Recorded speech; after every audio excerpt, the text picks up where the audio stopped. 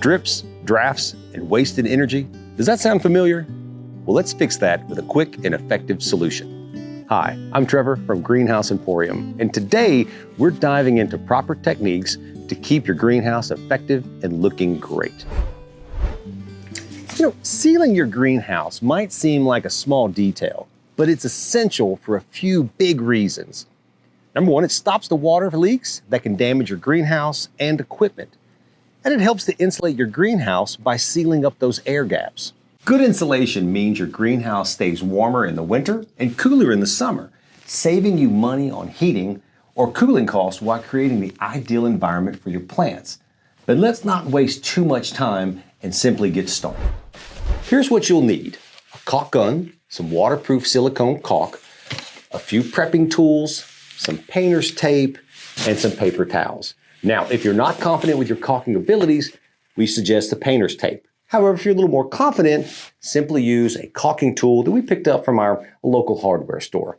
It makes it really easy, nice finish. One important step is selecting the right silicone for the job. Make sure that you use a neutral cure silicone, especially if you have a polycarbonate greenhouse. For this project, we're going to be using the Boss 399 and the silicone that came with the greenhouse kit. Another great option available at Home Depot or Lowe's is GE Advanced. Neutral cure silicone cures differently than regular caulking. Instead of releasing corrosive substances like acidic acids, it releases alcohol upon drying. This makes it perfect for materials that could be damaged by acidic sealants like polycarbonate panels, brass, or sensitive electronics. It's just a bit more weather resistant, making it ideal for exterior uses. But it also comes with some downsides. It has a longer drying time, often requiring about 24 hours or more to fully cure. It can be more expensive compared to standard silicones, but the added benefits are worth it for greenhouse applications. Keep in mind, even with the correct product, preparation is half the job. A clean, dry surface makes all the difference for a neat, durable seal. Now, let me show you how to caulk the gaps properly and beautifully. Apply a steady bead of silicone along the seam. Consistency is key for a smooth, professional finish. A quality caulk gun makes a big difference.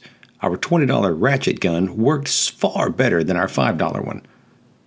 Smooth the sealant with your finger or with a tool, and if you're using painter's tape, remove immediately for a clean edge.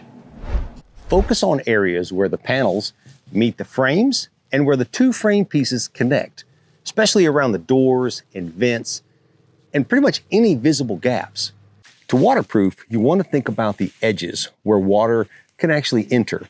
Our greenhouse has what we call wedge seals that help to push the panels up against the framing. However, water always finds a way, so it's best to seal on the outside with caulking. Now here's another tip. No matter if you've just come out of winter or if you're going into it, you should inspect your seals for any cracks caused by shifting or cold weather every year. We're looking pretty good. With these simple steps, your greenhouse is ready to handle any weather. And it looks great too. Proper sealing improves your greenhouse's efficiency, but should also look good. So if you found this video helpful, give it a thumbs up, and thanks for watching. We'll catch y'all later.